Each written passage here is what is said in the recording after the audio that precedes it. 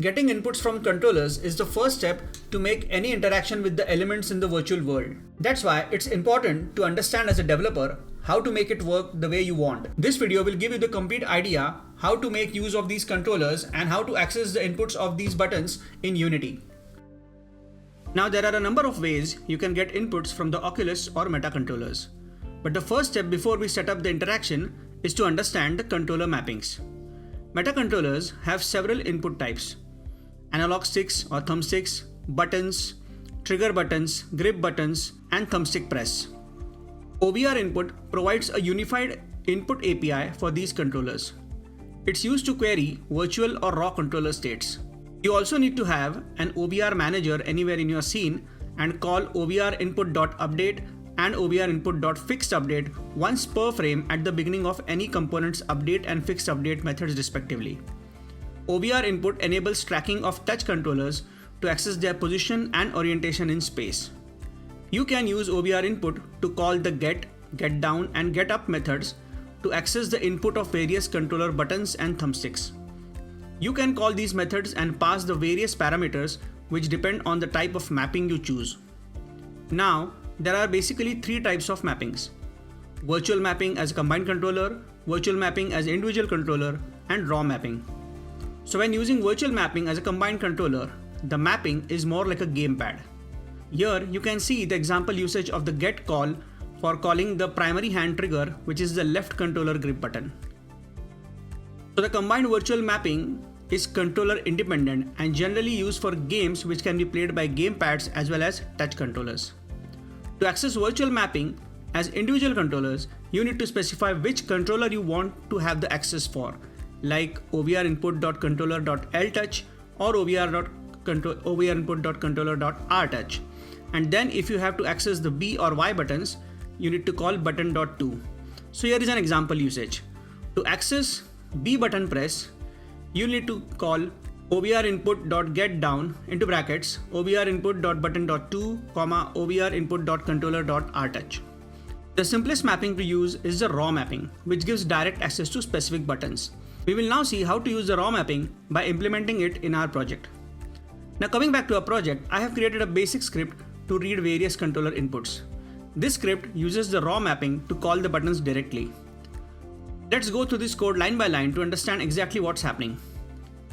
First, we are using OBR input.getDown and pass the OBR input.button.1. So here the getDown returns true only on the frame when the button is first pressed. Button.1 refers to the A button on the right controller or X on the left. This is useful for actions you want to trigger once per button press, like firing a weapon. Next, we read the thumbstick by passing OBR input.access2d.primary thumbstick into the get method. And this method returns a vector 2. So the X component here represents the left or right movement and Y is the up and down movement.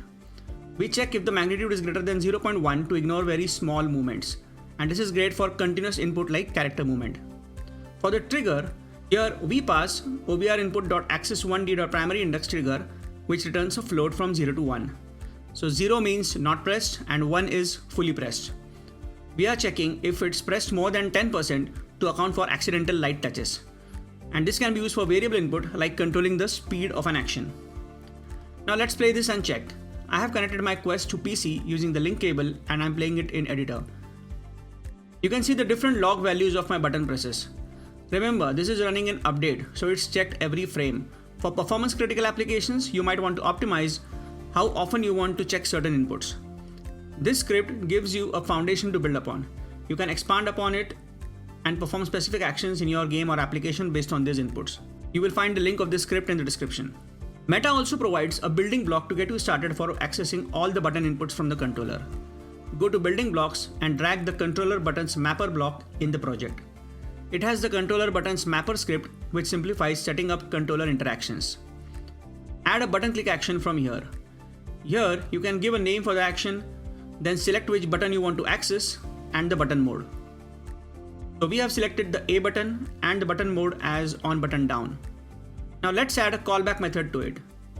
For that, we will add a cube in the scene.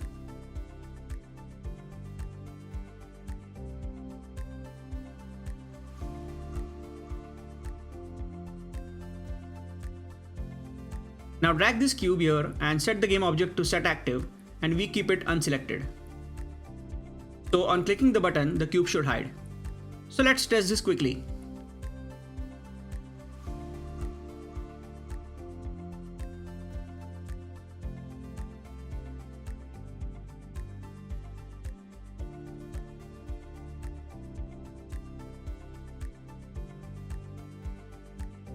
Yes, it works. This approach is great for rapid prototyping or even setting up any direct input for your app. So we have covered the essentials of getting input from MetaQuest controllers in Unity. Remember, this is just the beginning. I encourage you to experiment with different inputs and try writing an interaction controller script by yourself to better understand the API. In the next video, we will understand how to set up hand tracking and how hand inputs work.